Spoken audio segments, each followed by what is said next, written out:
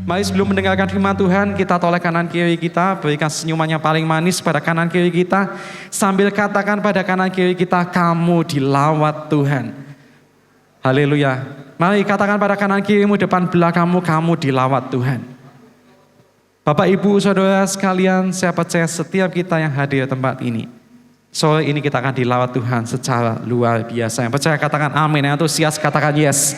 Haleluya, selamat datang, selamat bergabung kembali dalam ibadah kita sore hari ini. Bapak, Ibu, Saudara sekalian, sore hari ini adalah ibadah spesial karena kita merayakan Pentakosta, hari di mana Roh Kudus dicurahkan besar-besaran atas murid-muridnya. Bapak, Ibu, Saudara sekalian, satu hal yang indah, saat Roh Kudus dicurahkan, maka urapan Tuhan itu mampu mengubahkan hidup seseorang. Yang menjadi pertanyaan di tempat ini, ada berapa banyak di antara kita yang percaya bahwa saat kita terima urapan daripada Tuhan juga mampu mengubahkan hidup kita. Yang percaya katakan amin. Saya mohon pemain keyboard untuk bisa tetap di depan. Untuk pemain keyboard bisa minta tolong dibantu. Bapak, Ibu, Saudara sekalian, slide selanjutnya, next. Sebelumnya perlu kita ketahui bahwa yang namanya Roh Kudus itu berbeda. Terima kasih ya, Safira. Yang namanya Roh Kudus itu berbeda dengan urapan. Kalau Roh Kudus itu apa? Sumbernya, sumber dari urapan itu pribadi di balik adanya urapan Tuhan. Dan urapan itu apa? Manifestasi daripada Roh Kudus. Kita mungkin sering kali mendengar tentang kata manifestasi. Manifestasi itu apa? Karyanya Roh Kudus dalam hidup setiap kita.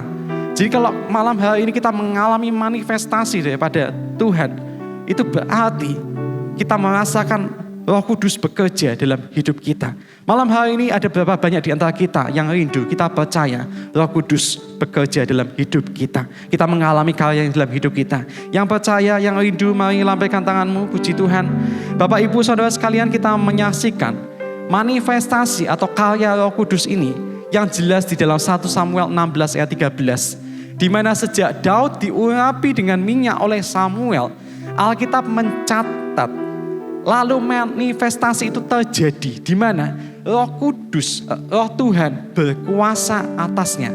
Dan Bapak, Ibu, Saudara sekalian, satu hal yang indah saat bahwa manifestasi terbesar dari Roh Kudus itu bukan berbicara tentang mujizat yang kita alami dalam hidup kita. Tapi apa? Manifestasi terbesar dari Roh Kudus itu adalah hidupmu yang diubahkan. Malam hari ini sekali lagi jika saya bertanya, ada berapa banyak di antara kita yang rindu hidupku sore hari ini diubahkan? Yang rindu, yang mau katakan amin. Yang rindu, yang mau katakan yes.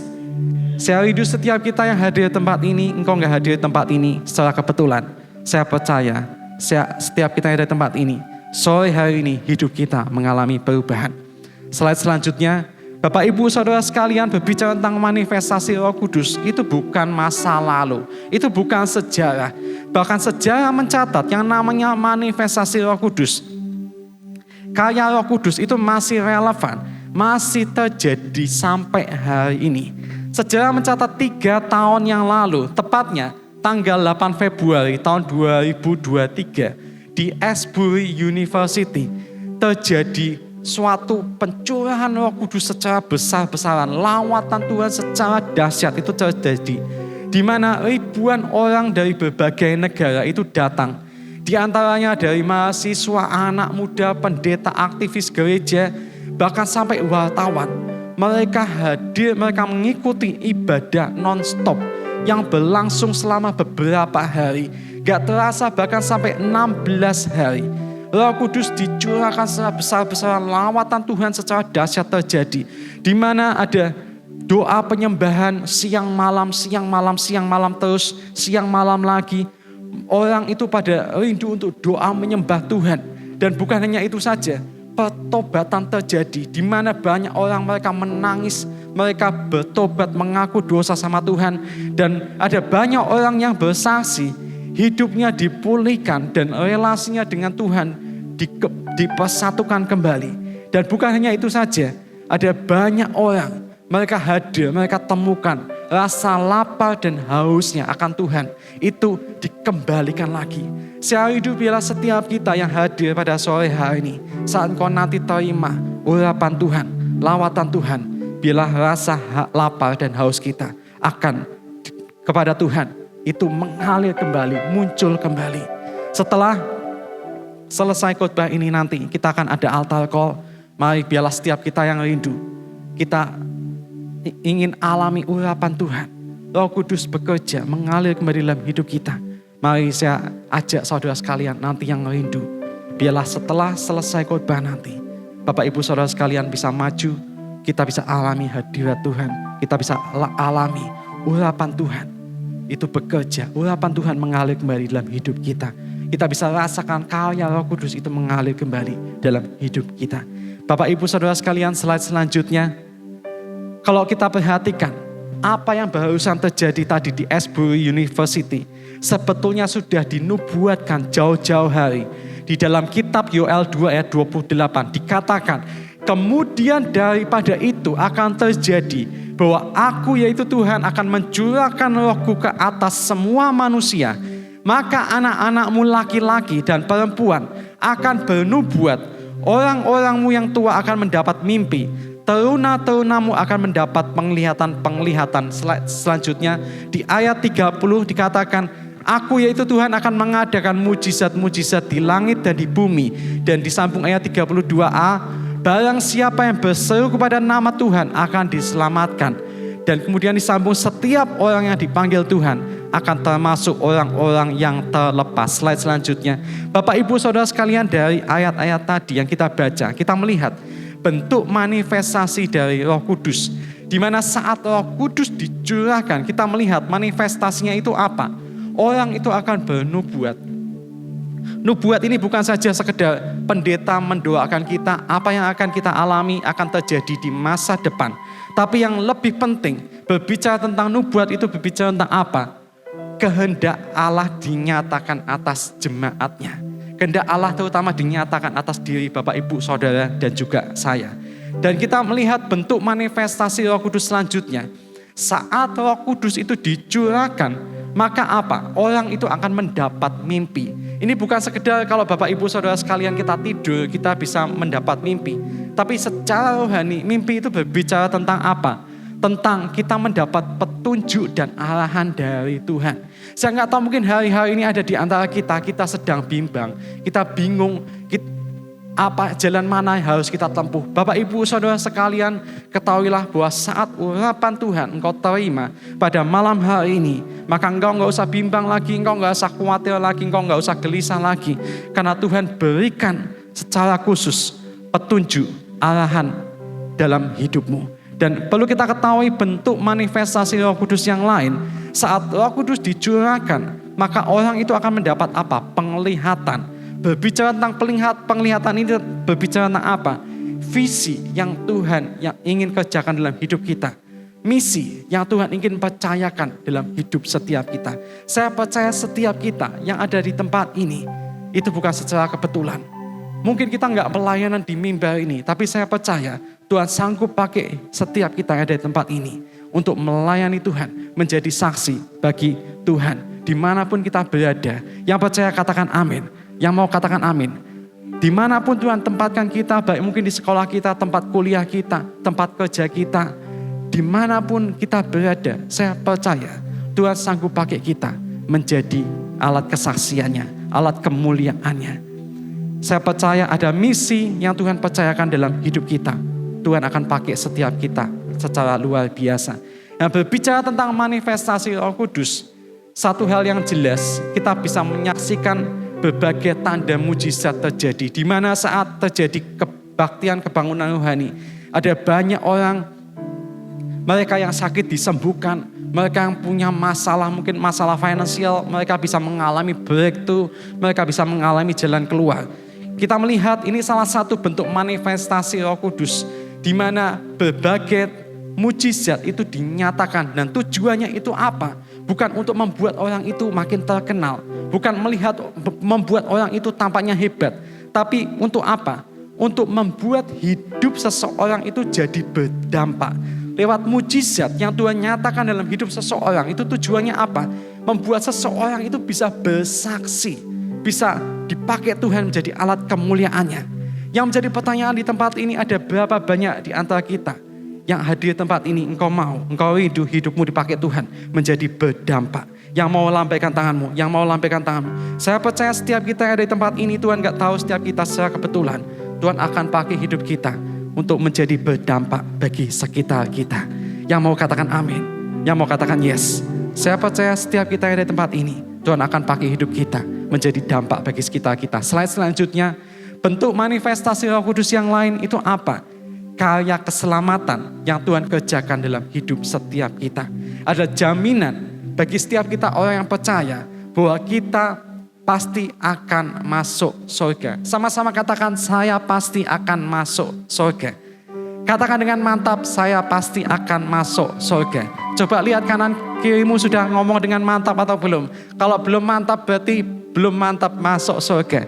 Saya mau katakan setiap kita jemaat Galilea tempat kita, di tempat ini, orang-orang percaya di tempat ini, kita pasti masuk surga. Sekali lagi katakan dengan mantap, saya pasti masuk surga. Bapak Ibu Saudara sekalian, ini bentuk manifestasi daripada Roh Kudus. Jaminan keselamatan bagi kita orang percaya. Surga itu bukanlah suatu bohong-bohongan, surga itu bukanlah sesuatu yang sejarah aja. Tapi kita percaya, kalau setan itu ada, Tuhan itu juga ada. Dan kalau setan ada, neraka itu ada. Dan berarti dengan kata lain, kalau Tuhan ada, berarti surga juga ada. Bapak Ibu Saudara sekalian, jaminan bagi setiap kita orang percaya, buat setiap kita yang percaya akan nama Yesus, kita akan terima hidup kekal, kita akan masuk surga. Masuk surga bersama dengan Bapa di surga. Dan berbicara tentang keselamatan ini juga berbicara tentang apa? Pertolongan Tuhan yang nyata dalam hidup kita. Bapak Ibu Saudara sekalian, ada jaminan di saat kita melewati masa-masa suka, masa-masa sulit, di saat kita mungkin merasa kita nggak berdaya, ketahuilah ada Roh Kudus, pribadi yang lemah dan lembut, yang selalu menguatkan kita. Untuk apa? Kita tetap percaya bahwa ada satu pribadi di atas sana yang selalu menghibur, menguatkan, menolong kita untuk kita tampil sebagai pemenang, bahkan lebih daripada pemenang. Yang percaya katakan amin. Para pemenang-pemenang di tempat ini beri tepuk tangan bagi nama Tuhan. Dan kita melihat bentuk manifestasi Roh Kudus yang lain itu apa? Kelepasan terjadi. Saya nggak tahu, mungkin hari-hari ini ada di antara kita. Kita dililit oleh ketakutan kita. Kita rasanya menghadapi suatu jalan buntu. Rasanya gak ada jalan keluar, gak mungkin ada jalan keluar bagi masalahku. Bapak Ibu, saya mau katakan bahwa seberat apapun tantangannya engkau hadapi, jangan khawatir.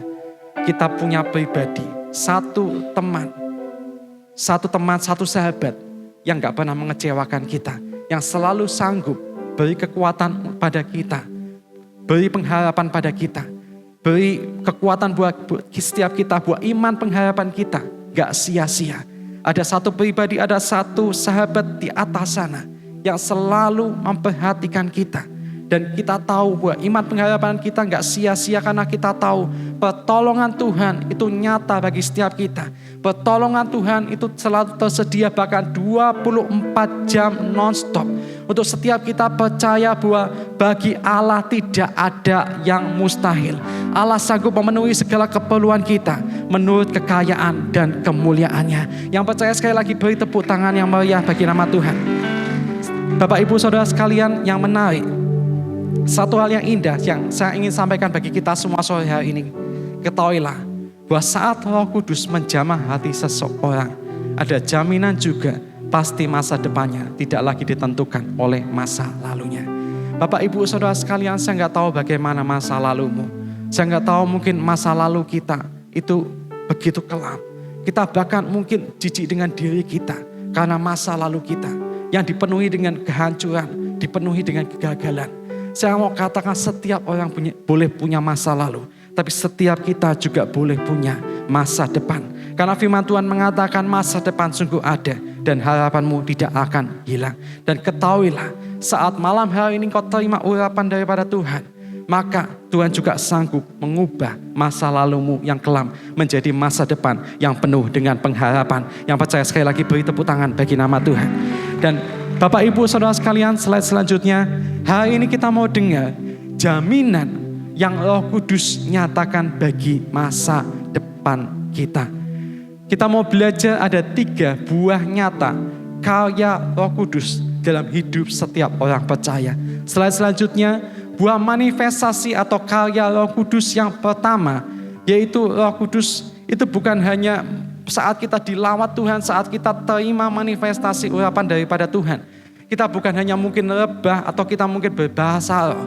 Tapi yang indah Bapak Ibu Saudara sekalian, hasil buah karya manifestasi daripada Roh Kudus yang pertama itu apa? Mampu mengubah status seorang dari yang dulunya direndahkan menjadi ditinggikan.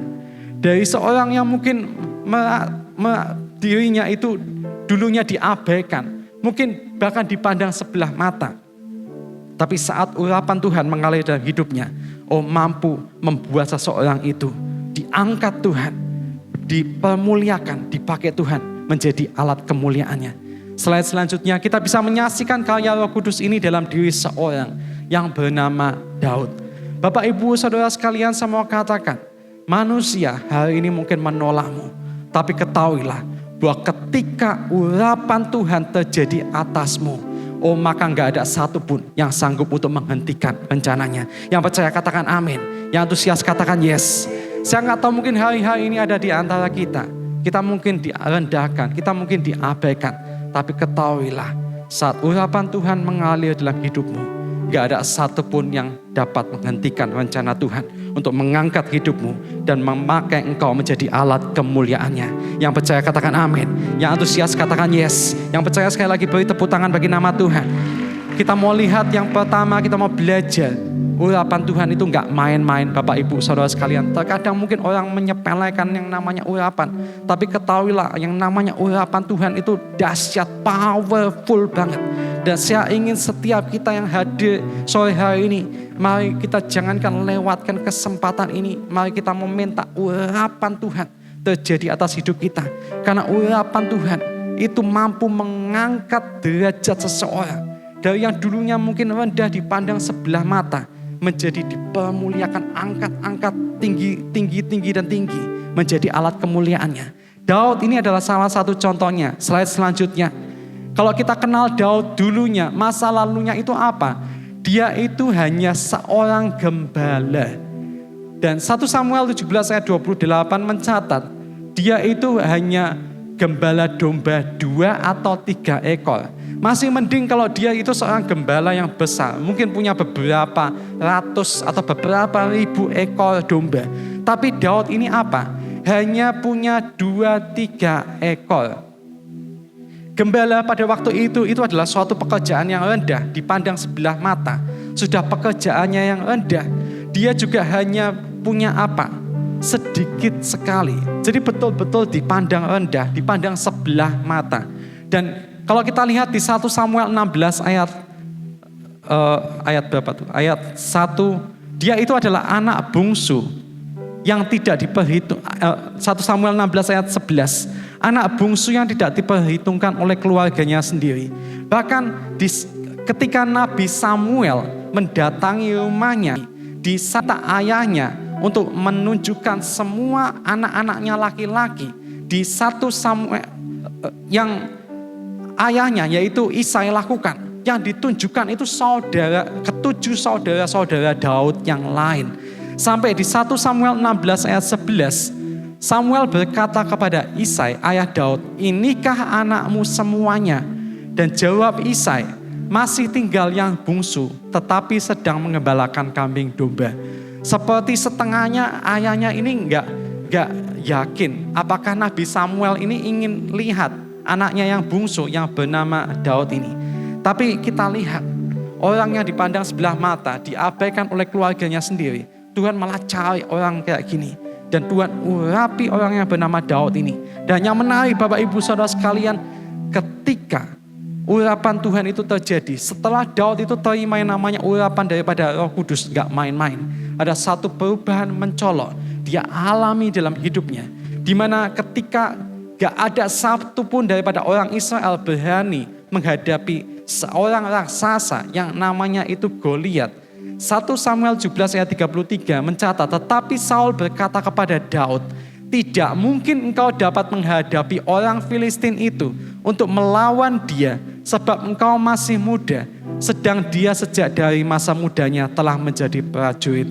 Dengan kata lain, Saul ini mau berkata sama Daud, masa kamu itu yang cuma kecil dan hanya seorang gembala, dan boleh dibilang mungkin cuma kecil, kurus, mungkin boleh kalau ditambahi kecil, kurus, kerempeng, berani ngadapi yang namanya raksasa-raksasa. Kamu lihat itu loh, saudara-saudaramu, 7 saudaramu yang lain aja yang gagah perkasa, gak berani, masa kamu berani?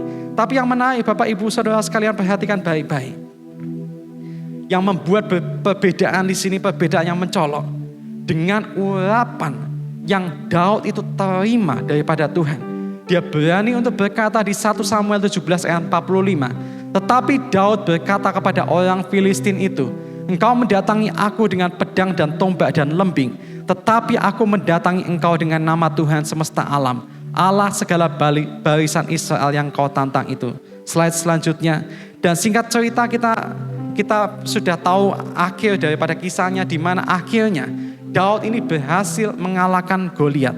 Dan yang menarik Bapak Ibu Saudara sekalian, yang saya mau tekankan di sini, bahwa ketika Daud itu terima urapan daripada Tuhan, masa depannya itu juga diubahkan.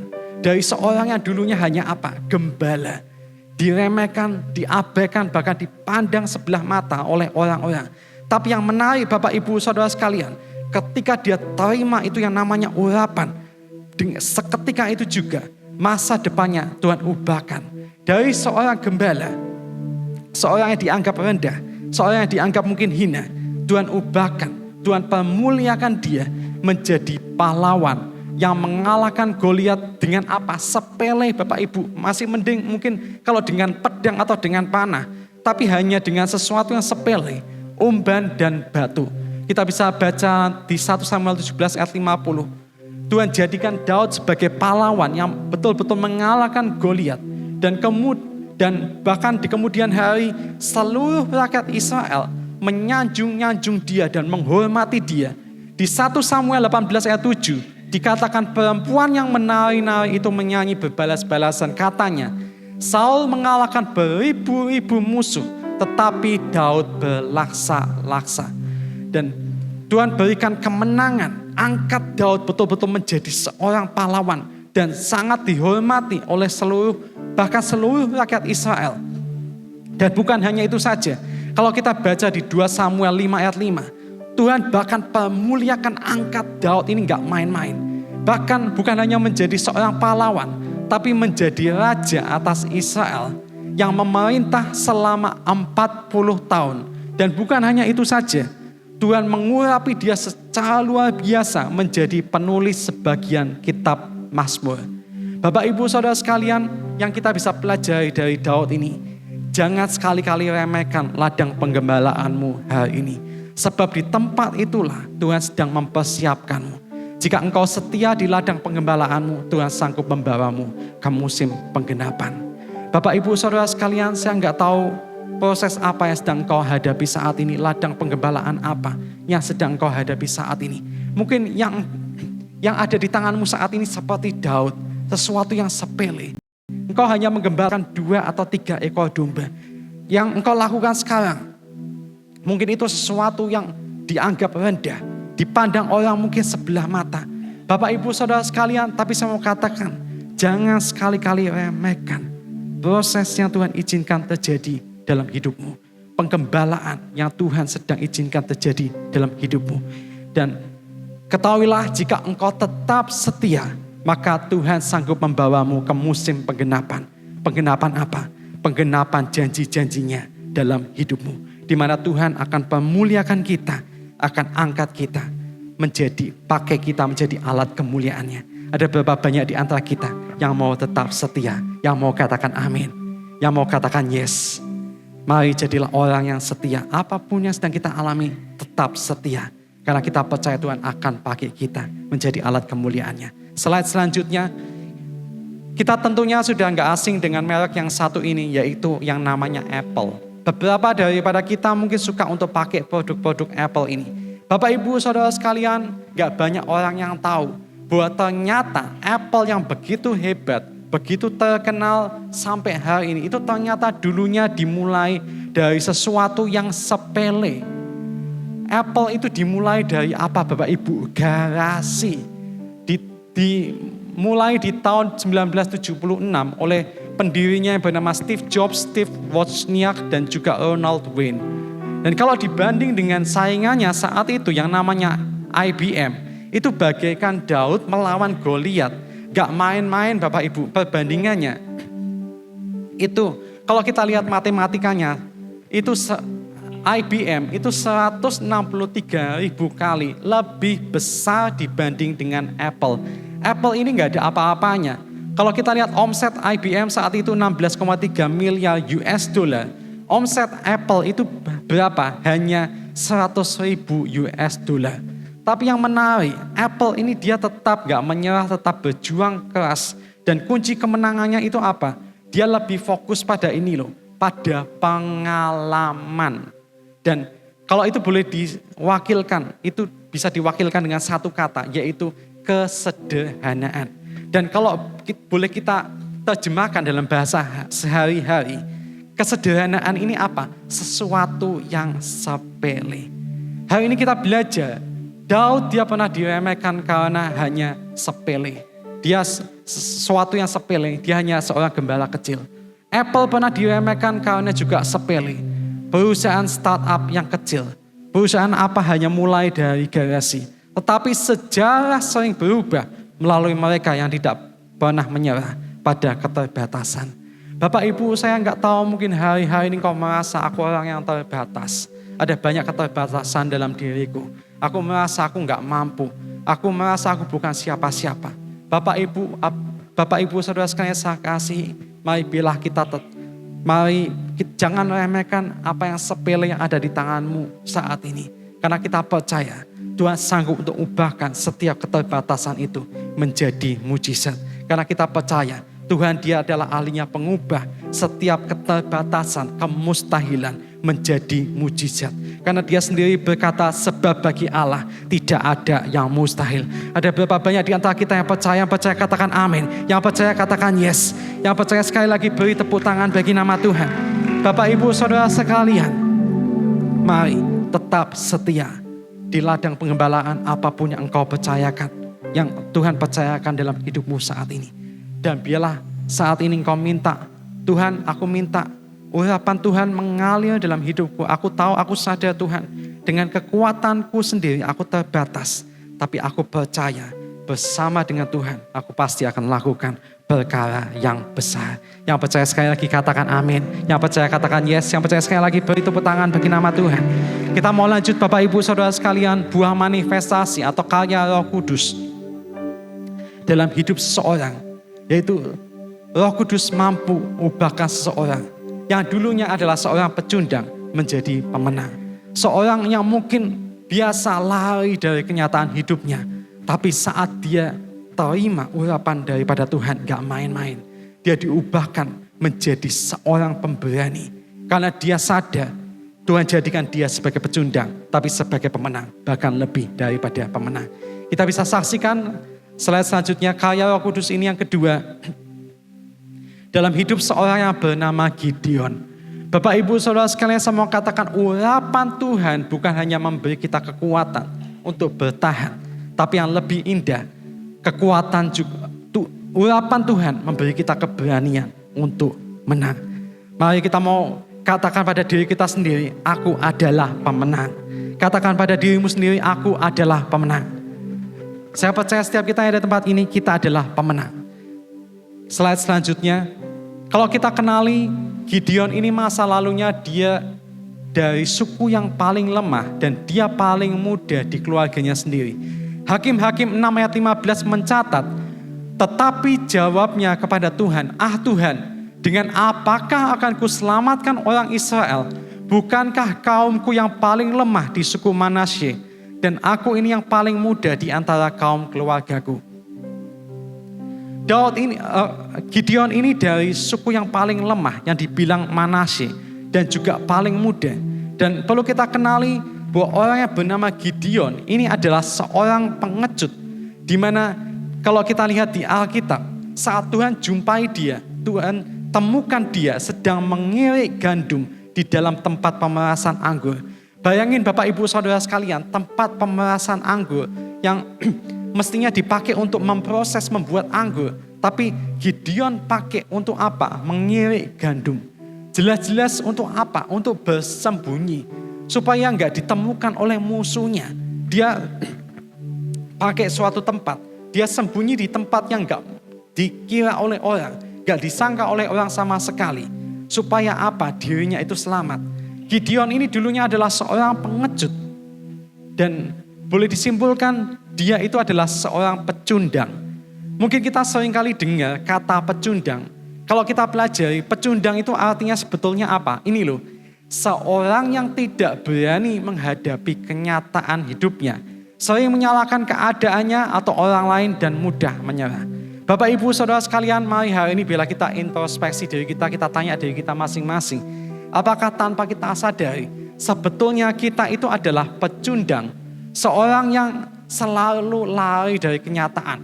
Kita nggak berani menghadapi kenyataan hidup kita. Kita sering menyalahkan keadaan kita. Aku begini kan karena ini rentetannya ini. Semuanya karena ini. Kita selalu menyalahkan keadaan. Bahkan mungkin menyalahkan orang-orang yang ada di sekitar kita. Dan ini kita orang yang mudah menyerah. Dikit-dikit sudah mengeluh sama diri kita, mengeluh sama pasangan kita, pada orang-orang sekitar kita. Bahkan mungkin kita menyalahkan Tuhan. Tuhan, di mana keadilanmu? Tuhan, di mana kebaikanmu? Rasanya hidup ini enggak adil. Kita orang yang mudah menyerah. Bapak Ibu Saudara sekalian, yang menarik, Alkitab mencatat Gideon, orang yang lemah ini, dia berasal dari suku Manasye. Dan saya yakin semua yang ditulis di Alkitab ini bukan secara kebetulan. Manasye itu sebetulnya kalau kita lihat artinya itu sungguh indah, yaitu apa? Melepaskan kepahitan, luka, dan ini yang paling penting, berani keluar dari masa lalunya. Saya yakin bagi Gideon, seorang pengecut, Tuhan sengaja tempatkan dia di Manasye supaya dia berani apa? Dia berani hadapi itu yang namanya kenyataan hidupnya. Dan yang paling penting, Tuhan uji Gideon, apakah dia berani keluar dari masa lalunya atau enggak. Yang menarik Bapak Ibu Saudara sekalian, di Hakim-Hakim 6 ayat 12 dikatakan, malaikat Tuhan menampakkan diri kepada Gideon dan berfirman kepadanya, demikian, Tuhan menyertai engkau, ya pahlawan yang gagah berani. Kita melihat di sini Bapak Ibu Saudara sekalian, Tuhan tahu Gideon ini padahal pengecut dan juga pecundang. Tapi Tuhan menyebut Gideon ini apa? Bukan pengecut, tapi dikatakan di sini apa Bapak Ibu Saudara sekalian? Pahlawan yang gagah berani. Dan kita lihat di slide selanjutnya, ketika Gideon ini terima urapan daripada Tuhan, itu betul-betul mengubahkan hidupnya dari seorang yang pengecut, gak main-main. Tuhan pakai dia selalu luar biasa menjadi panglima perang yang gagah berani dan cerdas, yang bisa mengalahkan gak main-main tentara musuh yang begitu banyak, yang jumlahnya 135.000 orang hanya dengan apa? 300 orang. Padahal kalau kita perhatikan angka matematikanya itu mustahil. 1 dibanding 450. Wow, ini sesuatu yang mustahil.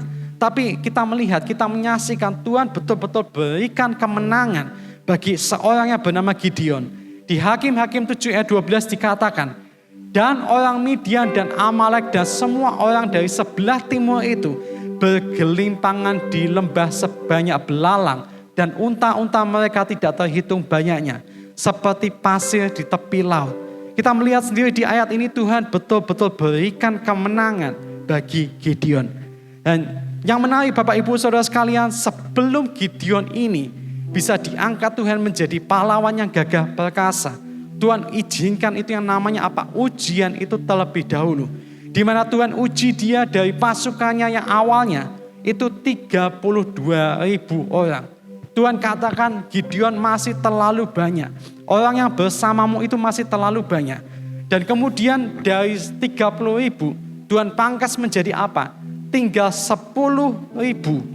10.000 pun Tuhan bilang Gideon yang bersamamu itu masih terlalu banyak.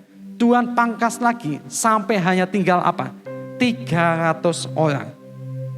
Bapak ibu saudara sekalian, Tuhan padahal tahu background Gideon ini apa. Dia seorang yang pengecut, bahkan seorang yang pecundang, yang mungkin dikit-dikit gampang lari daripada kenyataannya. Saya yakin kalau kita jadi Gideon, kita orang yang pengecut, kita seorang pecundang, pasti kalau pasukan kita dipangkas-pangkas terus sama Tuhan, sampai 300 orang. Padahal musuh kita itu jauh lebih banyak, ada 135.000 orang. Saya yakin, gak usah mikir dua kali, kita pasti itu sudah langsung lari. Tuhan lebih baik engkau cari orang lain saja ya Tuhan, jangan aku Tuhan. Mending orang lain saja, jangan aku. Tapi yang menarik di sini, Tuhan sengaja izinkan ujian itu terjadi atas Gideon. Supaya apa? Di bagian selanjutnya dikatakan jangan-jangan orang Israel memegah-megahkan diri terhadap aku. Sambil berkata tanganku sendirilah yang menyelamatkan aku. Dan dikatakan dengan ke-300 orang itu akan kuselamatkan kamu. Bapak ibu saudara sekalian, terkadang mungkin kita mengeluh sama Tuhan. Tuhan mengapa engkau izinkan ujian ini terjadi dalam hidupku? Ketahuilah ini alasannya. Supaya apa? Supaya kita enggak memegahkan diri kita. Kalau nanti kita berhasil, kita bisa menang. Itu karena diri kita, karena aku ini loh. Karena aku ini yang hebat. Dan supaya kita belajar, supaya saat kita bisa menjadi pemenang. Tuhan berikan kemenangan dalam hidup kita. Kita tahu bahwa kemenangan itu di tangan Tuhan. Seperti Gideon Tuhan selamatkan.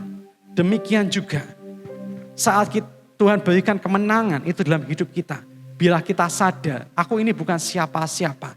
Tapi aku ini hanya orang biasa, tapi aku tahu aku punya Allah yang luar biasa. Dan itu yang membuat hidupku menjadi luar biasa.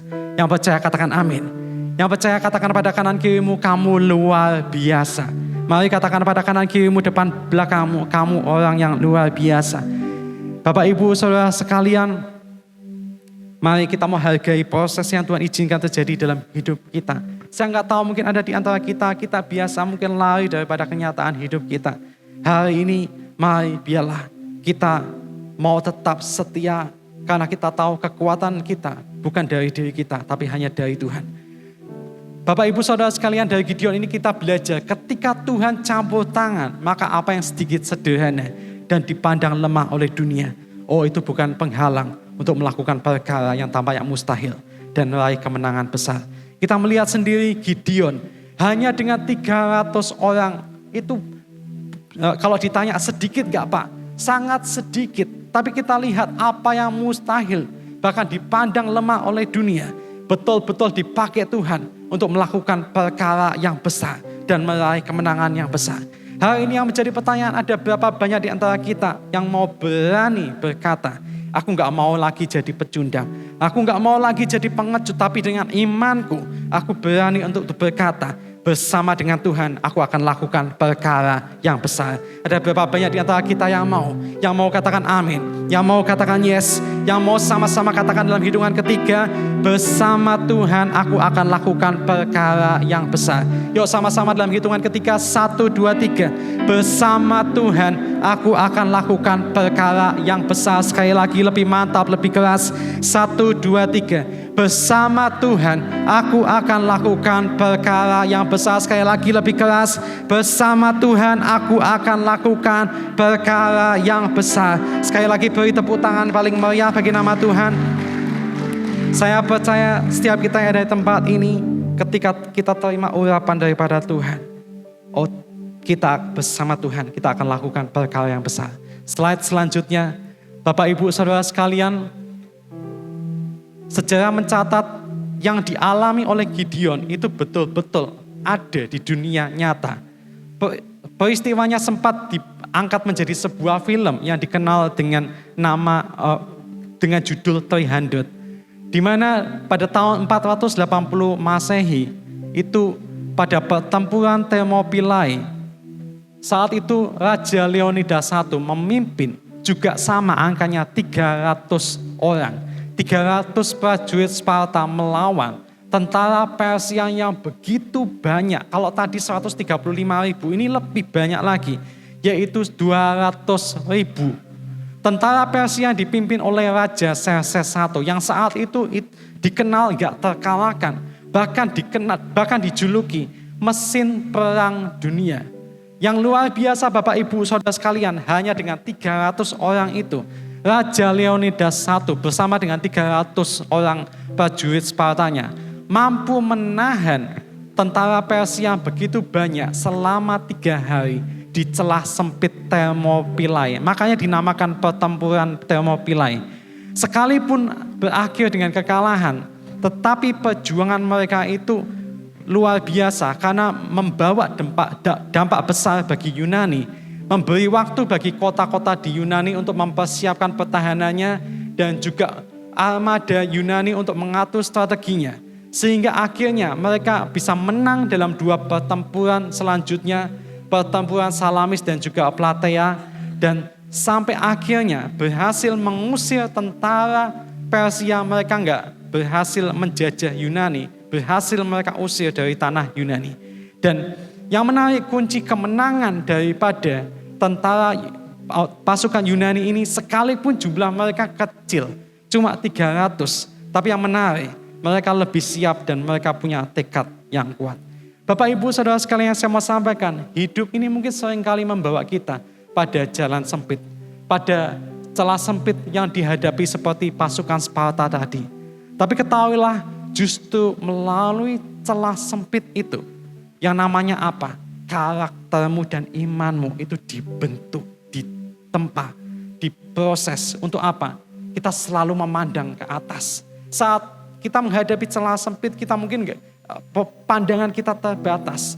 Yang kita bisa lakukan apa? Pandanglah ke atas, memandang ke atas kepada Dia yang sanggup untuk memberikan kemenangan. Karena kita tahu, kalau kita mengandalkan diri kita sendiri, kita tahu kita terbatas. Tapi kita punya Allah yang kuasanya enggak terbatas dalam hidup kita.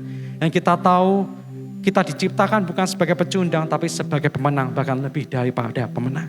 Ada berapa banyak di antara kita yang sekali lagi mau berkata, aku bukan pecundang, aku bukan seorang pengecut, tapi bersama dengan Tuhan aku akan lakukan perkara yang besar. Yang percaya sekali lagi dengan mantap dalam hitungan ketiga sama-sama katakan, bersama Tuhan aku akan lakukan perkara yang besar. 1, 2, 3. Bersama Tuhan aku akan lakukan perkara yang besar. Sekali lagi lebih keras lagi, bersama Tuhan aku akan lakukan perkara yang besar. Sekali lagi beri tepuk tangan yang paling meriah bagi nama Tuhan.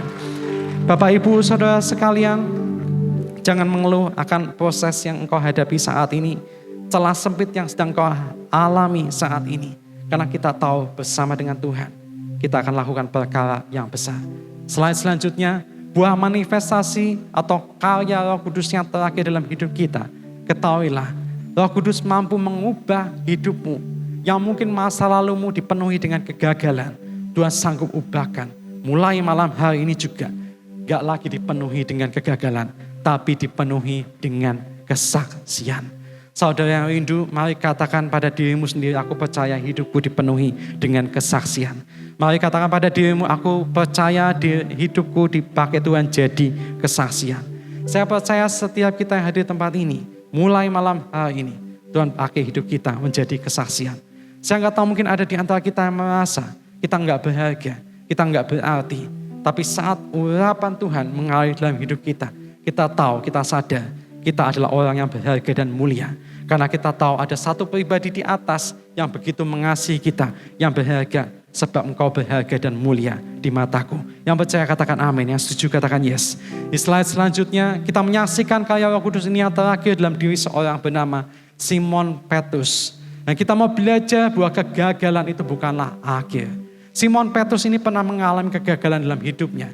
Tapi saat dia mengizinkan Roh Kudus mengalir dalam hidupnya, Tuhan ubahkan kegagalannya menjadi awal kesaksian yang besar.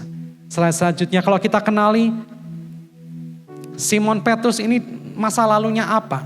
Dia hanya orang biasa, nelayan biasa. Dia bukan orang terpelajar. Apalagi dia itu orang yang gegabah, mudah terombang-ambingkan oleh rasa takutnya.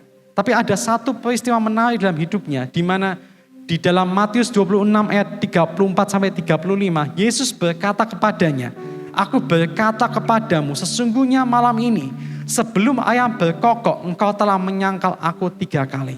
Tapi yang menarik, saat itu Petrus menjawab Yesus dengan mantap.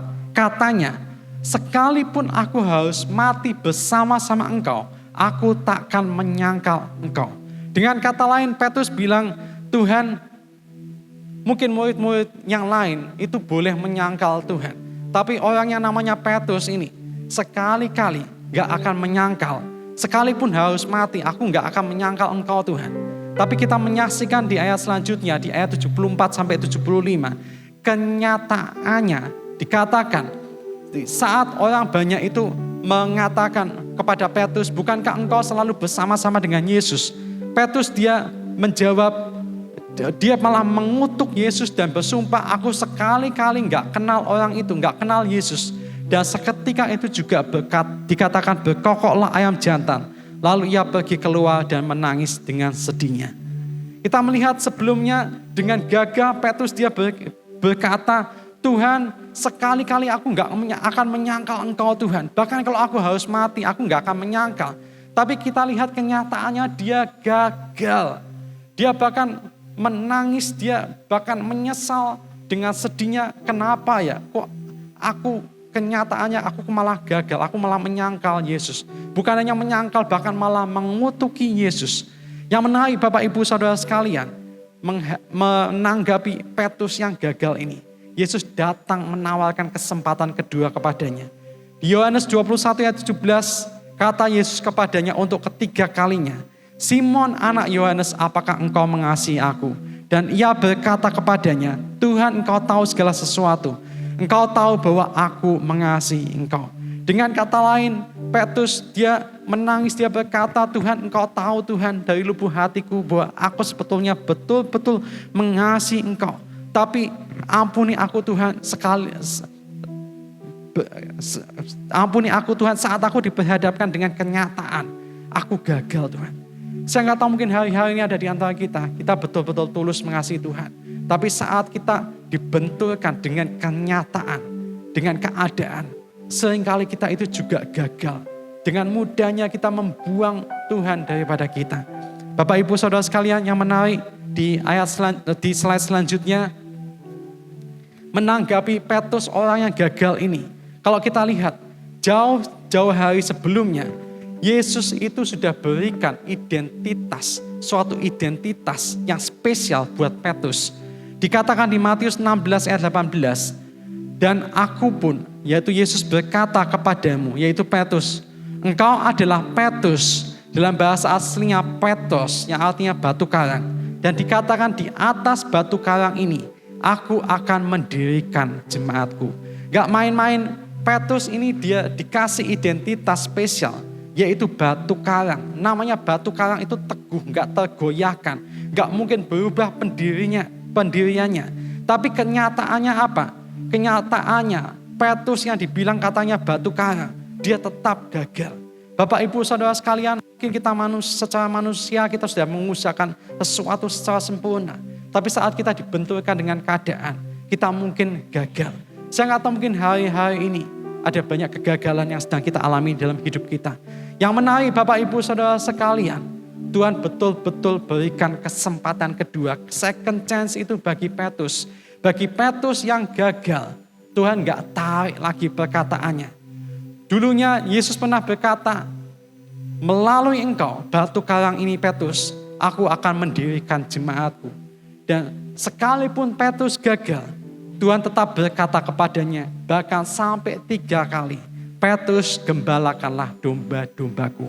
Dengan kata lain, kalau boleh diparafrasekan, ayat ini berkata, gembalakanlah jemaatku.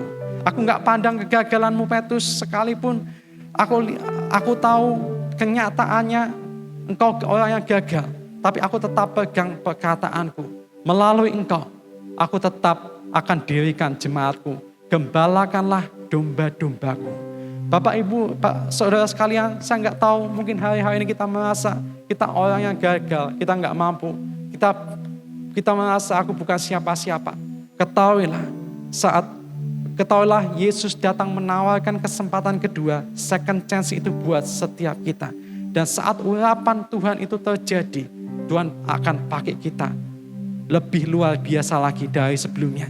Kita belajar, dunia melihat Petrus sebagai mungkin murid yang gagal, tapi Yesus melihat dia tetap sebagai seorang batu karang yang akan mengguncang dunia jauh sebelum dia alami kegagalan. Dan kita menyaksikan buktinya. Di kemudian hari Tuhan betul-betul pakai Petrus secara luar biasa. Bahkan lebih luar biasa daripada sebelumnya. Di mana di hari Pentakosta itu, dia dipakai Tuhan menjadi pengkhotbah pertama gereja mula-mula. Mulai melalui dia, ada nggak main-main 3.000 orang bertobat. Di kemudian hari Tuhan juga pakai dia menjadi pemimpin para rasul. Atau dengan kata lain, Tuhan pakai dia untuk memimpin jemaat-jemaat Tuhan. Dia juga dipakai untuk membuka jalan Injil bersama dengan Cornelius bagi bangsa-bangsa non-Yahudi. Kalau hari ini Indonesia bisa mengenal Tuhan, kota Semarang bisa mengenal Tuhan, Bapak Ibu Saudara semua dan juga saya bisa mengenal Tuhan, itu secara tidak langsung juga adalah buah pelayanan dari orang yang bernama Petrus ini. Dan kita lihat bukti kasihnya pada Tuhan betul-betul luar biasa. Dia bahkan rela menjadi martir di kota Roma. Sampai akhir hidupnya dia rela mati demi membela nama Tuhan. Bapak, Ibu, Saudara sekalian, saya nggak tahu mungkin hari ini dunia melihat engkau sebagai seorang yang gagal. Tapi ketahuilah, Yesus memandang setiap kita berharga dan mulia.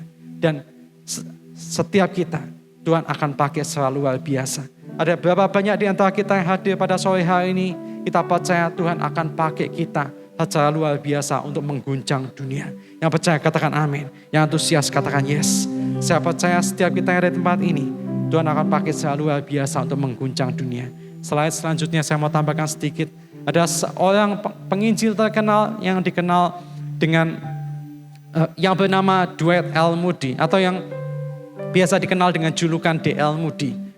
Backgroundnya dulu bukan dari keluarga terpandang. Dia dari keluarga miskin. Dia seorang yang gak lulus SD. Nulisnya belepotan, bahkan untuk ngomong aja itu belepotan. Apalagi khotbahnya itu tambah belepotan lagi. Tapi siapa menyangka orang yang ngomongnya belepotan, nulisnya belepotan ini, berkat kerinduannya untuk jangkau jiwa, hatinya betul-betul tulus mengasihi Tuhan, dan lewat doanya betul-betul sungguh-sungguh, Tuhan pakai dia secara luar biasa, betul-betul untuk mengguncang dunia. Kita bisa lihat buah pelayanannya di mana ada puluhan juta orang bertobat. Melalui dia Tuhan pakai ada KKR terjadi di mana-mana, Inggris, Amerika, Skotlandia, sampai Irlandia. Dan melalui satu orang ini yang bernama D.L. Moody, sampai hari ini kita mengenal ada yang namanya altar call, atau orang-orang ditantang untuk maju ke depan. Dan yang menarik, hampir di tiap KKR, gak main-main, ada sekitar 20.000 orang yang hadir. Dan siapa menyangka Bapak Ibu Saudara sekalian, orang yang ngomongnya belepotan, nulisnya belepotan, bisa menjadi seorang pengarang buku rohani.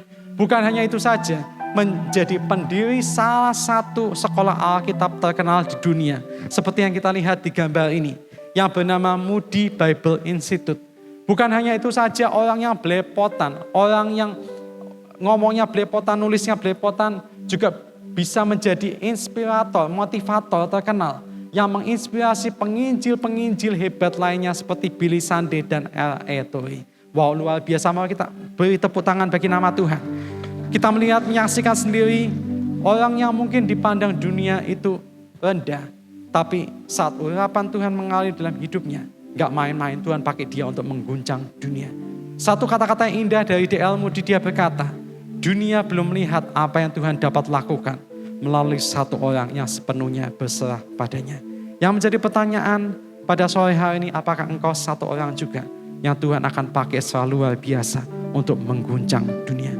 Selanjutnya, izinkan saya bertanya pada malam hari ini sebelum saya menutup khotbah, ada berapa banyak di antara kita yang rindu malam hari ini. Tuhan, aku rindu bila urapan-Mu mengalir atas hidupku. Bapak Ibu Saudara sekalian, hal yang indah yang kita akan alami saat urapan Tuhan itu mengalir. Kita bukan hanya manifestasi, kita berbahasa roh, tapi yang indah apa? Status kita yang mungkin dulunya direndahkan, Tuhan mampu angkat menjadi ditinggikan. Tuhan mampu pakai kita menjadi alat kemuliaannya. Dan saat Roh Kudus mengalir dalam hidup kita, ketahuilah Tuhan juga mampu ubahkan kita. Kita mungkin dulunya seorang pecundang, orang yang dikit-dikit gampang lari daripada kenyataan, mudah menyerah. Tapi saat Roh Kudus berkuasa atas hidup kita, Tuhan jadikan kita sebagai pemenang, bahkan lebih daripada pemenang. Para pemenang-pemenang katakan amin. Para pemenang-pemenang katakan yes. Dan yang terakhir, ketahuilah saat Roh Kudus berkuasa atas hidup kita yang masa lalunya dipenuhi dengan kegagalan, Tuhan sanggup isi dengan kesaksian-kesaksian yang indah. Bahwasanya Tuhan itu baik, sungguh amat baik, terlalu amat baik buat kita. Kita bisa bersaksi bahwa God is good all the time. And for all the time God is good. Tuhan, Engkau baik untuk setiap waktu dan aku percaya setiap waktu Engkau juga selalu baik bagiku. Amin. Saya undang kita semua untuk bangkit berdiri. Sekali lagi kita mau masuk dalam hadirat Tuhan. Kita mau angkat kedua tangan kita.